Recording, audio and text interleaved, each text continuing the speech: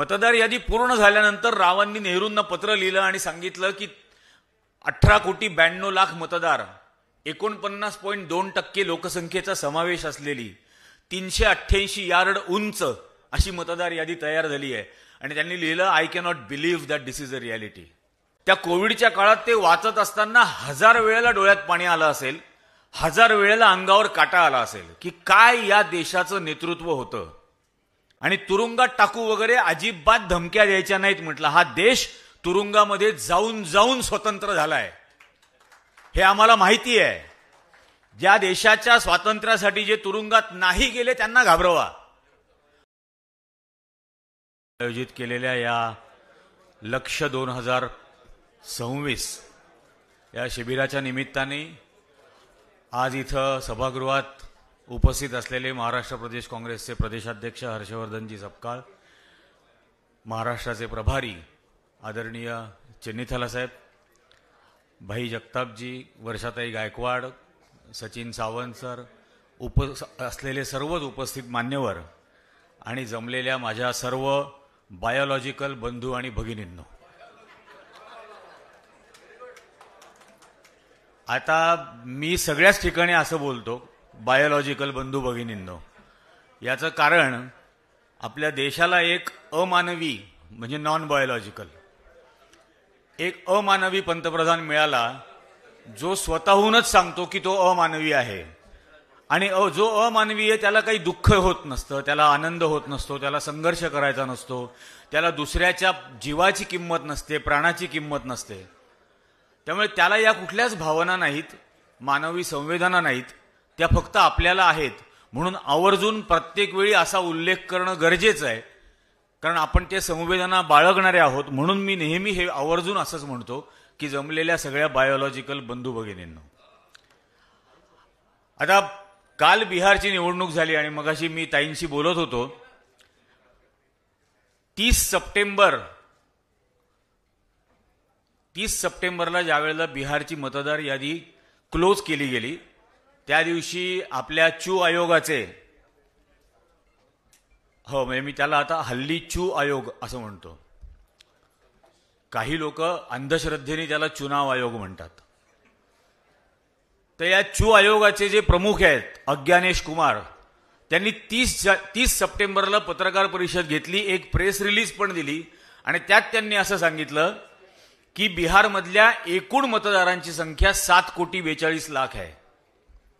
त्यात आधी किती होते, वगळले किती, फॉर्म 6 नंतर ऍड किती केले वगैरे सगळं देऊन फायनल फिगर दिली 7,42,00,000.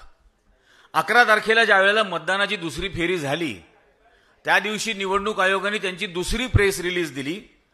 या दोन्ही प्रेस रिलीज अजून तरी इलेक्शन कमिशनच्या वेबसाईटवर आहेत. आणि दुसऱ्या प्रेस रिलीजमध्ये त्यांनी असं सांगितलं की 69% मतदान झालं. माझी अंधश्रद्धा अशी की 7,42,00,000च्या 69% म्हणजे 4,94,00,000 मतदान झालं. पण त्यांनी टोटल खालती दिली, महिला पुरुष मतदार वगैरे, त्यांनी सांगितलं 7,45,00,000 मतदान झालं. आता 4,94,00,000 आपला हिशोब निघतो 69%चा, ते सांगतात 7,45,00,000 मतदान झालं. आणि म्हणजे जवळजवळ 2,34,00,000 मतं वाढली कुठून, आणि एकूण मतदारांच्या आकड्यापेक्षा 3,00,000 मतं जास्त, अशी कालची बिहारची निवडणूक झाली आहे. आणि म्हणून काल माझा आमच्याकडे नाशिकला कार्यक्रम होता नेहरू जयंतीचा. एक गोष्टीचं मला खूप वाईट वाटलं, काल नाशिकमध्ये काल नेहरू जयंती झाली, राजू परुळेकर आणि मी आमच्या दोघांचं तिथं भाषण होतं आणि सभागृहात साधारण 1300-1400 जण होते. आमच्या नाशिक काँग्रेसचा एकही नव्हता. अख्ख्या 1300 मध्ये 22 संघटनांनी आयोजित केलेला कार्यक्रम होता, एकही नव्हता. पण तरीही मला ही खात्री आहे की म्हणजे सगळेच जण आपण म्हणतो आणि मानतो की काँग्रेस काही फक्त पदांमध्ये पदाधिकाऱ्यांमध्ये नाही, किंबहुना माझं उलट म्हणणं आहे की काँग्रेस खरी लोकांमध्येच आहे. हे काल जे काही तो अमानवी माणूस बोलला ना, काँग्रेस खतम हो गई, त्याला आपण हे ठणकावून सांगायला पाहिजे की लॉर्ड कर्झन भारतामध्ये आला त्यावेळेला इंग्लंडहून शपथ घेऊन आला होता की काँग्रेसची कबर खणेन. मी स्वतः 2018 साली लंडनला गेलो होतो आणि लॉर्ड कर्झनची कबर शोधली, सापडली नाही. काँग्रेसची कबर खणायला जो येतो त्याची कबर सुद्धा सापडलेली नाही. आणि हे सांगतं, अमानवी सांगतो आपल्याला, नॉन बायोलॉजिकल, की काँग्रेस खतम हो गई. ही निवडणूक संपली. आम्ही त्या कार्यक्रमाला काल चाललो होतो, राजू आणि मी, आणि एक आलं येडं भक्त संप्रदायातलं. मला म्हणे, काय निरंजन हरले ना? म्हटलं नाही. तर म्हणे म्हणजे? म्हटलं निरंजन मरत नाही तोपर्यंत हरत नाही. आणि प्रत्येक येणारी निवडणूक मरेन नाही तर हरेन याच जिद्दीने जर आपण लढलो, जे महात्मा गांधींनी मुंबईतच सांगितलं होतं 9 ऑगस्ट 1942ला, करो या मरो.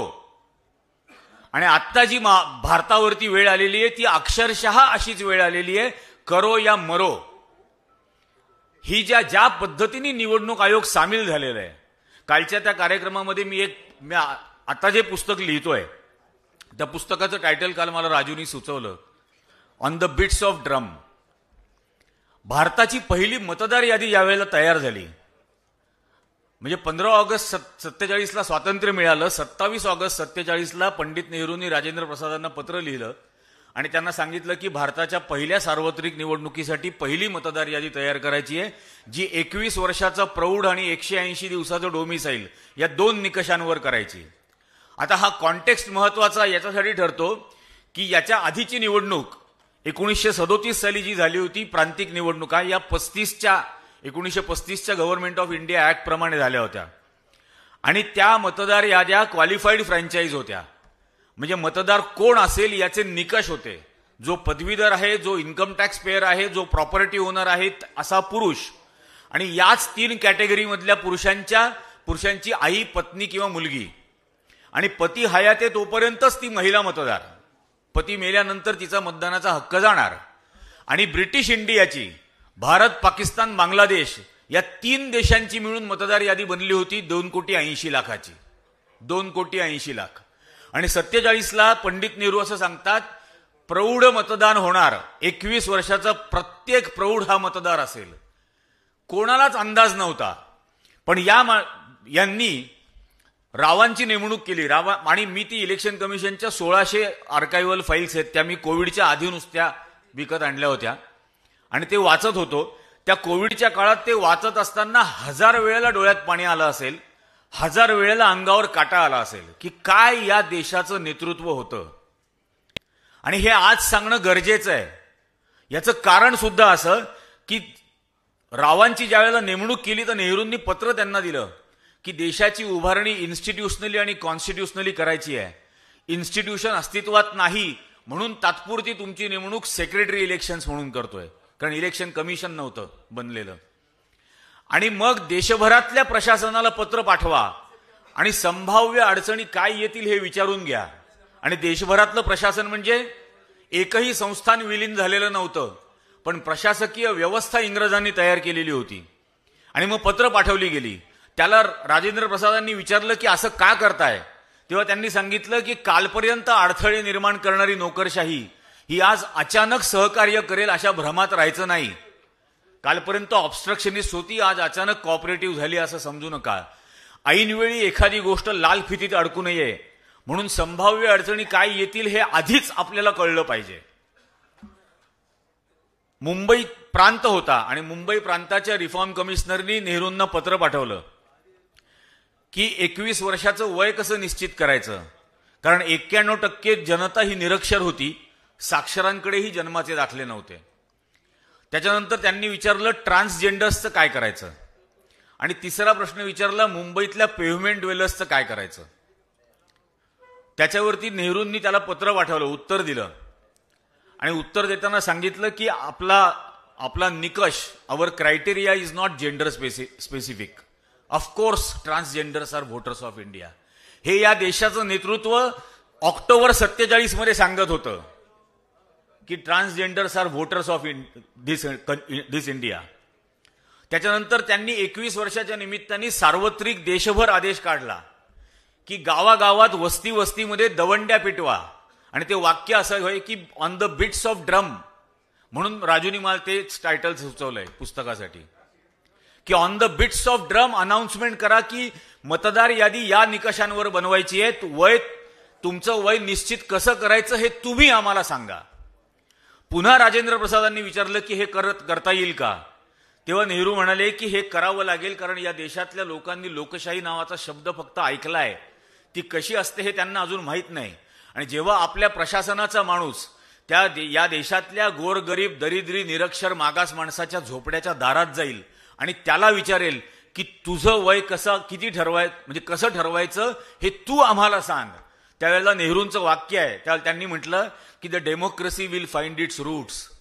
लोकशाहीची मुळं त्या झोपड्याच्या दारात जन्माला येतील, आणि ज्या झोपडीच्या दारात लोकशाहीची मुळं जन्माला येतील त्यांच्या मनात आकांक्षा येतील की अरे लोकशाही अशी असते ज्यात मी सरकारला सांगतो त्याप्रमाणे सरकार वागतं, आणि मग त्या झोपडीच्या दारात ती मुळं जन्माला येतील, तीच लोक या देशाची लोकशाही टिकवतील.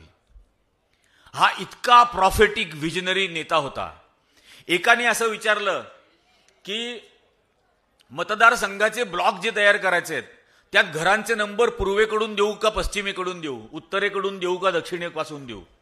त्याला नेहरूंनी उत्तर देताना सांगितलं की आग्नेय ते नैऋत्य, वायव्य ते ईशान्य असे घरांचे नंबर द्या. राजेंद्र प्रसादांनी विचारलं असं का करायचं, त्यावर त्यांनी सांगितलं या देशातला उच्चवर्णीय पूर्व पश्चिम उत्तर दक्षिण दिशांना राहतो आणि उरलेला सर्व बहुजन समाज हा इतर दिशांना विखुरलेला असतो, आणि पूर्वग्रहित दूषित अधिकाऱ्यांनी यांना मतदार यादीतून वगळून नये म्हणून घरांचे क्रमांकच अशा दिशेने द्या की ती सर्वसमावेशक बनेल. हा माझ्या देशाचा नेता होता. आणि आज सर्व धडपड चाललेली आहे लोकांना मतदार यादीतून वगळायचं कसं याच्यासाठीची. हे सगळं होत गेलं. हे झाल्यानंतर मतदार, कारण तो मोठा इतिहास आहे खूप, ते 500 पानाचं कमीत कमी पुस्तक होईल. पण मतदार यादी पूर्ण झाल्यानंतर रावांनी नेहरूंना पत्र लिहिलं आणि सांगितलं की 18,92,00,000 मतदार, 49.2% लोकसंख्येचा समावेश असलेली 388 यार्ड उंच अशी मतदार यादी तयार झाली आहे. आणि त्यांनी लिहिलं I cannot believe that this is a reality. त्यावर नेहरूंनी त्याला एका ओळीचं उत्तर लिहिलं, this is a reality because somebody imagined it.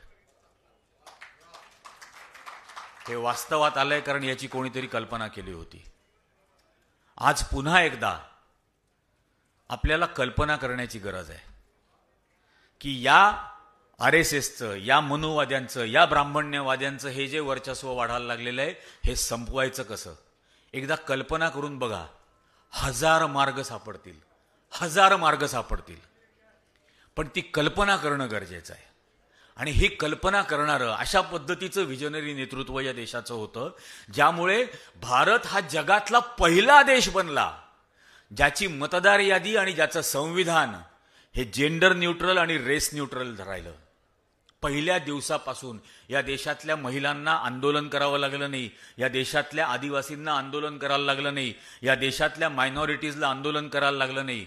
पहिल्या दिवसापासून त्याचं सरकार निवडण्याचा अधिकार त्याला मिळाला. आज तोच अधिकार अशा पद्धतीने इलेक्शन कमिशनशी संगनमत करून जर तुमच्या हातून ओढून घेतला जात असेल, मला स्वतःला असं वाटतं की मी अत्यंत ऋणी राहिलं पाहिजे आतापर्यंतच्या, म्हणजे आधीच्या सगळ्याच काँग्रेसच्या सरकारांचं. कारण मी शिकूच शकलो नसतो. माझे आजोबा पदवीधर नव्हते, माझे आजोबा ग्रॅज्युएट नव्हते, माझे आजोबा इन्कम टॅक्स पेअर नव्हते. त्यांना मतदानाचा अधिकार मिळाला म्हणून माझ्या वडिलांना मिळाला, वडिलांना शिकता आलं. त्यांना त्यांचे प्रश्न, त्यांच्या समस्या, त्यांच्या आशा आकांक्षा अपेक्षा या प्रतिनिधीकडे मांडता आल्या, त्याच्यामार्फत सरकारकडे मांडता आल्या, त्या सोडवून घेता आल्या म्हणून मी शिकू शकलो. अन्यथा हे होऊच शकलं नसतं. त्यामुळे मतदानाचा अधिकार याचं किती मोल आहे हे मला माहिती आहे. मी इयत्ता 4थी ते 12वी पर्यंत रस्त्यावर नाशिकला पेपर विकले. शांताबाई दाणी मला रोज शिकवायच्या, माझी शिकवणी होती त्यांच्याकडे, रोज मला त्या शिकवायच्या. त्यातून या देशाच्या संविधानातली स्वातंत्र्य, समता, बंधुता, समानता ही मूल्य शिकायला मिळाली त्याच वयामध्ये. आज शाळा बाह्य अशा संस्कार केंद्रांची गरज आहे, जी शांताबाई दाणींसारखी लोक चालवत होते, दारासाहेब गायकवाडांच्या सहकारी. नाशिकची निवडणूक ही आम्ही आमच्या डोळ्यांनी वाचली ना. 52ला पहिली निवडणूक झाली. गोविंदराव देशपांडे स्वातंत्र्य सैनिक उमेदवार, त्यांच्या विरोधात दारासाहेब गायकवाड उमेदवार. दोघांनी एकत्र प्रचार केला, एकत्र एका मंचावरून प्रत्येक ठिकाणी सभा घेतल्या. निवडणूक झाल्यानंतर गोविंदराव देशपांडे निवडून आले. दोघांनी एकत्र विजयाची मिरवणूक काढली. लोकसभेचं अधिवेशन संपलं की दोघं जण एकत्र चौक सभा घेत फिरायचे की या अधिवेशनात काय झालं, काय व्हायला हवं होतं. 57ची निवडणूक झाली. पुन्हा दोघं जण उमेदवार. गोविंदराव देशपांडे पडले, दारासाहेब गायकवाड निवडून आले. पुन्हा दोघांनी एकत्र विजयाची मिरवणूक काढली. हे नाशिक होतं. 57 साली जनरल जागेवरती, जनरल सीटवर दारासाहेब गायकवाड निवडून आले होते. आज ते नाशिक फक्त 10व-12व्याचं गाव झालेलं आहे. फक्त 10व-12व्याचं गाव. महाराष्ट्र सरकारने गेल्या 10 वर्षामध्ये, 11 वर्षामध्ये पटसंख्येच्या नावाखाली 66,000 शाळा बंद केल्या. आत्ता 2600 करतायत काही दिवसात. कारण 2,000 कोटी रुपये खर्च येईल शाळा जर चालू ठेवल्या तर. आणि आमच्याकडे कुंभमेळ्यामध्ये गांजा फुकाला 14,000 कोटी देणार आहेत. त्या कुंभमेळ्याबद्दल सुद्धा मी द वीक मध्ये असताना रिपोर्ट केला होता, अकबराच्या 14 फरमानांवरून, की अकबराने कुंभमेळा सुरू केला. अकबराची 14 फरमानं, त्याच्या उद्घाटनासाठी अकबराला बोलावलं. अलाहाबादला पहिला कुंभ झाला, त्यात अकबराने स्नान केलं. म्हणून पहिलं स्नान हे शाही स्नान, कारण बादशहानी स्नान केलं. हे येडं आपलं महाराष्ट्राचं. नाशिकला आलं कुंभमेळ्याची बैठक घ्यायला आणि नाशिकमध्ये सांगितलं की आता नाशिकच्या कुंभमेळ्याला शाही स्नान नाही, अमृत स्नान म्हणायचं. अरे, इतिहासाला आयडिओलॉजीनी रिप्लेस नाही करता येत. इतिहास इतिहासच आहे. हा असाच राहणार आणि कायम राहणार. आणि हीच संस्कृती आहे या देशाची. हे ज्यांना कळत नाही, ज्यांच्याकडे याच्या पलीकडे कुठलंही नॅरेटिव्ह नाही, त्यांनी तुमच्याकडे द्वेषाचं नॅरेटिव्ह आणलं. कारण या संविधानाने, या स्वातंत्र्य आंदोलनाने, महात्मा गांधींनी ही जी मूल्य आपल्याला दिली, स्वातंत्र्य, समता, बंधुता, लोकशाही, अहिंसा, सत्य, ही सर्व मूल्य ही शाश्वत मूल्य आहेत. जगातल्या कुठल्याही देशात जा, कुठल्याही रंगाचा, कुठल्याही धर्माचा, कोणत्याही भाषेचा, त्यांना हे हवं असतं. त्यांना सत्य हवी, त्यांना अहिंसा हवं, त्यांना लोकशाही हवी, त्यांना स्वातंत्र्य हवं, त्यांना समानता हवी. पण याच्यासाठीचं दुसरं कोणतंही नॅरेटिव्ह यांच्याकडे नाही. म्हणून यांनी काढलं द्वेषाचं नॅरेटिव्ह. आणि याला काउंटर करणं आज गरजेचं झालेलं आहे. कारण की मला सतत असं वाटत आलं की मला हे शिकता आलं, मला शिक्षण घेता आलं. 700 रुपये फी मध्ये मी इंजिनियर झालो. वर्षाची फी 700 रुपये होती एका वर्षाची. 2800 रुपये मी ऋणीच राहिलं पाहिजे त्या सरकारचं, ज्यांनी मला अनुदानित शिक्षण दिलं. त्यांचं मी डेफिनेटली त्या सरकारचं ऋणी राहायला पाहिजे. आज रस्त्यावर पेपर विकणारा मुलगा इंजिनियर होण्याचं स्वप्न सुद्धा पाहू शकणार नाही. पण हे मला होता आलं. मला पहिला बॉस सॅम पित्रोदांसारखा मिळाला. सीडॉट मध्ये नोकरी लागली. पहिला बॉस सॅम पित्रोदा. भारतातलं टेलिकॉम रेव्होल्युशन घडत होतं, घडवलं जात होतं. काय काय घडलं या देशात. आज या देशाला मिळालेला पंतप्रधान सांगतो की भाजपा की धोरण की वजह से, भाजपा की नीति की वजह से बिहार का युवा रील बना रहा है. काय म्हणजे इतकी कीव येते.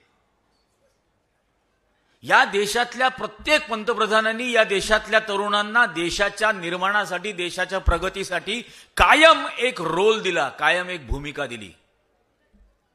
पहिल्या पंतप्रधानापासून पंडित नेहरूंनी पंचवार्षिक योजना आणल्या, शिक्षणाचा प्रसार केला, मुलांमध्ये शिक्षणाच्या अँबिशन, महत्वाकांक्षा निर्माण केल्या, IIT स्थापन केली, IIM स्थापन केलं. शिकलं पाहिजे, प्रगती केली पाहिजे. पढोगे लिखोगे तो बनोगे नवाब, अशा त्यावेळेच्या म्हणी होत्या. आता बटेंगे तो कटेंगे. त्यानंतर लाल बहादूर शास्त्री असतील, त्यानंतर इंदिरा गांधी असतील. बँकांचं राष्ट्रीयकरण केलं. आमच्या नाशिकमध्ये मला माहिती असलेली माणसं आहेत, रस्त्यावरती हॉकर म्हणून जे काहीतरी सॉक्स आणि बनियन विकायचे, ते उद्योजक झाले. 300-300 कोटी रुपयाचे आज नाशिकमध्ये उद्योग आहे. त्यातल्या एकाने मला घरी बोलावलं आणि मला त्याच्या घरात आतमध्ये नेऊन गेला. देवघरामध्ये इंदिरा गांधींचा फोटो ठेवलाय त्यांनी. तो म्हटला माझा दुसरा कुठलाच देव नाही. हिने आम्हाला रस्त्यावरून इथं आणलं. राजीव गांधींनी टेलिकॉम रिव्होल्यूशन घडवलं, कम्प्युटर क्रांती घडवली, या देशातल्या तरुणांना महत्वाकांक्षा दिली, जगाच्या स्पर्धेमध्ये उतरवण्याची तयारी सुरू केली. आर्थिक उदारीकरणाचा फायदा झाला. या शिकलेल्या तरुणाला जगाच्या स्पर्धेमध्ये उतरता आलं. मनमोहन सिंगांच्या काळामध्ये प्रत्येक पंतप्रधानांनी या देशातल्या तरुणांना एक भूमिका दिली होती देशाच्या प्रगतीसाठी. आणि हे टिनपाट काय देतं? रील बनवा, आधी म्हणतं पकोडे बनवा. आणि काय कुठल्या स्थितीवरती आपण आलेलो आहोत? खरोखर या सगळ्या गोष्टींचा गांभीर्याने विचार व्हायला हवा. अर्बन इन्फ्रास्ट्रक्चर, शहरातलं इन्फ्रास्ट्रक्चर डेव्हलप व्हावं म्हणून काँग्रेसच्या युपीएच्या काळामध्ये JNNURM आली, Jawaharlal Nehru national urban renewal mission. या नागरी पुनरुत्थान योजनेमध्ये 10 लाखापेक्षा जास्त लोकसंख्या असलेल्या प्रत्येक शहराकडून इन्फ्रास्ट्रक्चर प्लॅन मागवला आणि जो प्लॅन दिला त्या प्लॅनप्रमाणे पैसे दिले. हा मुंबईमधला फ्रीवे हा JNNURM मध्ये झाला. टोलने लागत ना त्याला, कारण सरकारने पैसे दिले त्याचे. आणि म्हणजे असं परत फेडायचे वगैरे असंही नव्हतं. आमच्या नाशिक सारख्या महापालिकेला 4000 कोटी मिळाले. सॉलिड वेस्ट मधून खत बनवण्याचा प्रकल्प त्यावेळेला सुरू झाला, त्या JNNURM मधून सुरू झाला. आणि आता काय केलं? Smart city. किती रुपये? 100 कोटी. आणि येऊन बघा नाशिकला काय केलंय स्मार्ट सिटीच्या नावाखाली. इतकी भयान अवस्था झालेली आहे. कुठल्याही प्रकारची व्हिजन नाही, कुठल्याही प्रकारचा दृष्टिकोन नाही. माणसांच्या मेंदूची गाझापट्टी करून टाकली आहे देशातल्या. अक्षरशः मेंदूची गाझापट्टी झालेली आहे. सुन्न झाली आहेत लोक, विचारच करू शकत नाहीत. अशा स्थितीपर्यंत आणून ठेवलेलं आहे. पण मला सतत एक प्रश्न पडत राहतो की मी ज्या कुटुंबामध्ये लहानाचा मोठा झालो, ज्या समाजात लहानाचा मोठा झालो, तो अत्यंत जातनिरपेक्ष, धर्मनिरपेक्ष, निर्भय असा समाज होता. आणि मला आज जर वाटत असेल की माझ्या मुलीला तसाच मिळावं वातावरण, त्याच्यासाठी कोणी भांडलं पाहिजे. मला ते वातावरण मिळालं कारण माझ्या आई वडिलांनी त्याची किंमत चुकवली स्वातंत्र्य आंदोलनात भाग घेऊन, ज्यातून ती मूल्य आणि तो समाज आला. आज तसं वातावरण माझ्या मुलीला मिळावं वाटत असेल तर त्याच्यासाठी किंमत मीच चुकवायला हवी. मीच उभं राहायला पाहिजे, मीच भांडलं पाहिजे, मीच लढलं पाहिजे, तर ती सुरक्षित होणार. आणि हे कोणत्याही नीच थराला जाऊ शकतात हे पण सांगतो. आत्ता एप्रिल महिन्यामध्ये माझ्या मुलीवर त्रिवेंद्रममध्ये गुन्हा दाखल केला की भाजपचा झेंडा फाडला आणि तो एका मशिदीत नेऊन फेकला आणि she was waging a war against the nation. कवडीचा संबंध नाही तिचा. आणि घटना जानेवारी 2019 मध्ये असं घडलं होतं. त्यात एप्रिल 2025ला तिला आरोपी केलं. फक्त तुमची हॅरॅसमेंट करायची. कारण तुम्हाला केरळमध्ये जायचं, तुम्हाला वकील घ्यायला लागणार, तुम्हाला जामीनदार घ्यायला लागणार. मग त्या जामीनदाराची शोधाशोध, त्याच्या हातापाया पडा, कोणतरी जामिनासाठी तयार. मग त्या procedure is punishment, process is punishment. त्या प्रक्रियेतून तुम्हाला न्यायचं मुद्दा म्हणून तुमचे हाल करण्यासाठी. असं होणार, असं करणार. पण तरीही आपण उभे राहणार आणि यांच्या समोर लढणार. माझा नागपूरला कार्यक्रम होता, अरुणाताई सबानेंनी ठेवला होता. ज्या हॉलमध्ये कार्यक्रम, तो हॉलची परमिशनच अर्धा तास आधी रद्द केली. मी पोहोचत होतो, त्यांनी मला सांगितलं परमिशन रद्द केली. म्हटलं ताई एक रिक्षाची परवानगी घ्या, लाऊडस्पीकर लावलेल्या. मग त्याने म्हणे रिक्षा तर आमच्याकडे एक आहे अनाउन्समेंटची. म्हटलं मग ती रिक्षा फडणवीसच्या घरासमोर, सभा तिथंच. मग तिथंच घेतली सभा, त्याच्या घरासमोर घेतली की आम्हाला दाबाचा प्रयत्न कराल तर तुमच्या उरावर नाचू. हा देश आणि ही परंपरा, काँग्रेसने आम्हाला गुलामगिरी शिकवली नाही, कोणाचीच गुलामगिरी शिकवली नाही. मी लहान असताना सेवा दलामध्ये होतो. इयत्ता 4थी 5वीत असताना वडील माझे काँग्रेसचे अध्यक्ष होते नाशिकला. आणि सेवा दलाच्या शाखेतून आम्ही शिकायचो. काँग्रेस फुटली, म्हणजे दुसरा काँग्रेस आता इंदिरा गांधी काढणार अशी स्थिती निर्माण झाली. कुठला पक्ष असेल, नाव काय असेल, चिन्ह काय असेल, झेंडा काय असेल, काहीही माहित नव्हतं. सेवा दलाच्या मुलांनी आत्ताच्या काँग्रेस कमिटीच्या भोवती 3 मजली मनोरा उभा केला, मानवी मनोरा. एका रात्रीमधून अख्खी इमारत रंगवली आणि त्या कंपाऊंड वॉलवरती मोठी स्लोगन लिहिली, ये दीवाने कहां चले जहां इंदिरा जी के कदम चले. आज मागच्या आपल्या मुलुंडच्या याच्यात सुद्धा मी हेच म्हटलेलं होतं. आज पुन्हा ती घोषणा देण्याची गरज आहे. ये दीवाने कहां चले जहां राहुल जी के कदम चले. पण त्या पद्धतीने आपण लढायला तयार आहोत का? अत्यंत निकराची लढाई आहे. आतापर्यंतच्या निवडणुका आपण दरवेळेला अशा लढलो की लोकसभेची निवडणूक लढतोय, विधानसभेची निवडणूक लढतोय, आता महापालिकेची निवडणूक लढतोय. नाही, आपण प्रत्येक बूथ जिंकायचा आहे. प्रत्येक बूथ जिंकायचा आहे. आणि त्या बूथवरच्या माणसांनी आम्ही आमच्या इकडे सुद्धा तोच प्रयत्न करतोय. काल जे 1200-1300 लोक आले होते नाशिकच्या कार्यक्रमाला, ते म्हटले आम्ही बूथवर यायला तयार आहोत. आमच्या परिसरातल्या बूथवर आम्ही उभे राहू आणि आम्ही ओळखून देऊ की हा आमचा शेजारी नाही, हा आमचा पाजारी नाही, हा आमच्या गल्लीमध्ये पण येत नाही. नागरिक तयार आहेत बूथवर यायला, बूथचं काम करायला. आपण त्यांच्यापर्यंत पोहोचायला तयार आहोत का? कारण प्रत्येक जण फ्रस्ट्रेट झालेला आहे. या भारतीय जनता पक्षाने गेल्या 11 वर्षात प्रत्येक कुटुंबाला दुःख दिलेलं आहे. प्रत्येक कुटुंबाला. ते नोटबंदीमधून असेल, ते जीएसटी मधून असेल, हर प्रकारे दुःख दिलेलं आहे. आणि हे सगळं जीएसटी कमी केला आत्ता, आणि बाहेर पोस्टर लावायला सुरुवात झाली, थँक्यू मोदीजी. अरे म्हटलं, कोण नालायक होता जो आतापर्यंत जास्त टॅक्स गोळा करत होता? हे तरी सांगा. कमीत कमी हे तर कळू द्या ना. मोदीजींनी जीएसटी कमी केला म्हणून जर धन्यवाद द्यायचे असतील तर तो नालायक कोण जो जास्त टॅक्स वसूल करत होता हे तर सांगा आम्हाला. या पद्धतीने आमच्याकडं नाशिक मोठ्या प्रमाणावरती शेती आहे. हिरव्या मिरचीला 0% जीएसटी, लाल मिरचीला 12% जीएसटी. येड्यांना हे पण कळत नाही, हिरवीचीच लाल होते आणि आपोआप होते. पण अशा पद्धतीने जीएसटी लावलेले होते. ही रियालिटी आहे ना. लिपस्टिकला 5% आणि सॅनिटरी पॅडला 28%. हे नॉन बायोलॉजिकल आहे, त्याला माहीतच नाही महत्व कशाला द्यायचं. त्याला समजतच नाही ना.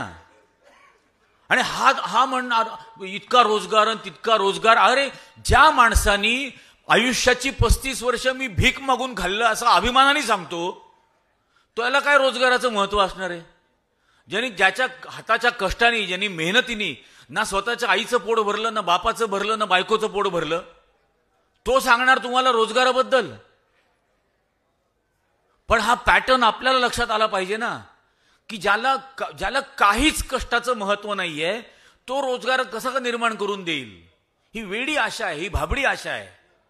आज ज्या पद्धतीने महाराष्ट्राचंही राजकारण चाललंय आपण पाहिलं. म्हणजे विधानसभा निवडणुकांच्या आधीच मी म्हणायचो देवेंद्र फडणवीस आणि त्याचे 2 अग्निवीर, एक अग्निवीर एकनाथ शिंदे, एक अग्निवीर अजित पवार. आणि आता तसं व्हायला सुरुवात झाली ना. ते तडीपारनी मुंबईत येऊनच सांगितलं ना आम्हाला कोबड्यांची गरज नाही म्हणून. हे तो बोलून गेला आणि आता असलेल्या कोबड्या मोडून टाकायचं काम सुरू झालेलं आहे. असं अचानक पार्थ पवारच्या जमिनीचं प्रकरण बाहेर येत नाही. ते मुख्यमंत्री कार्यालयातून प्लांट केलं जातं.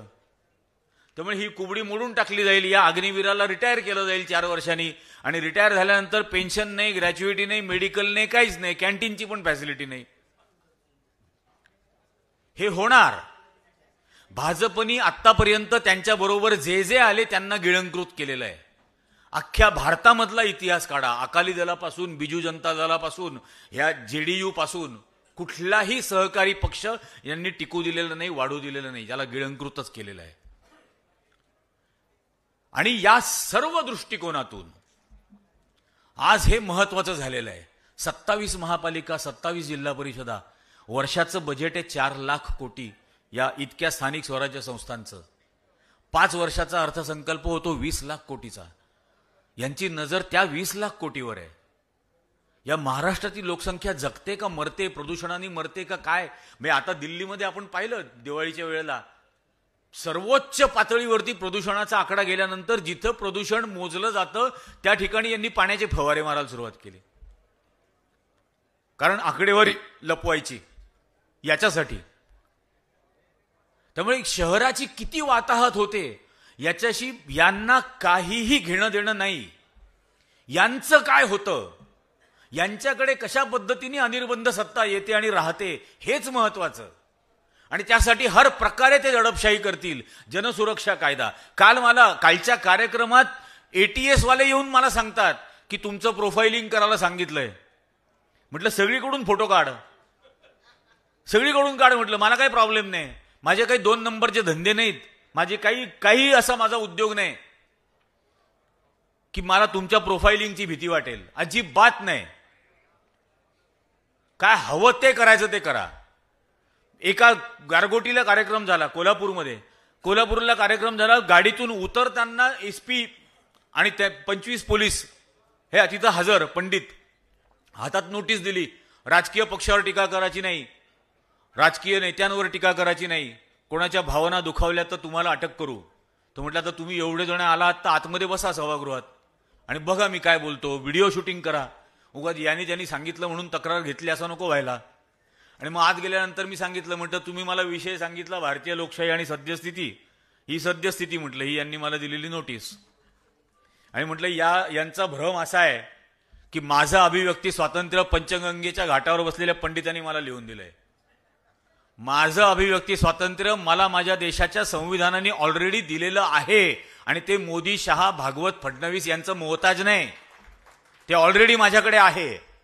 आणि दुसरी गोष्ट म्हटलं, तुम्ही काय सांगता टीका करायची नाही राजकीय नेत्यावर, का नाही करायची. म्हटलं हा त्याच्या बायकोच्या गाण्याची तिकीट तुम्हाला पोलिसांना विकायला लावतो म्हणून टीका नाही करायची का. म्हटलं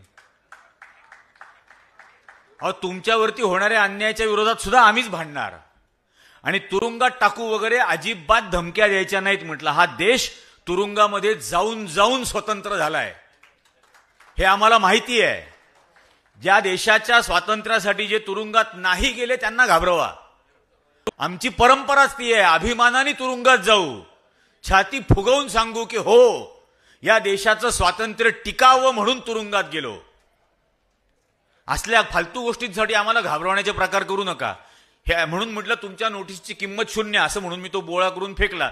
ते उठले आणि जायला लागले. म्हटलं थांबा बसा, अजून माझं भाषण व्हायचंय ना. म्हटलं हे आत्ताशी तुमच्या नोटीसचं उत्तर दिलं, अजून विषय तर मला बोलायचाच आहे. म्हटलं तर याच पद्धतीने यांना अडवावं लागेल.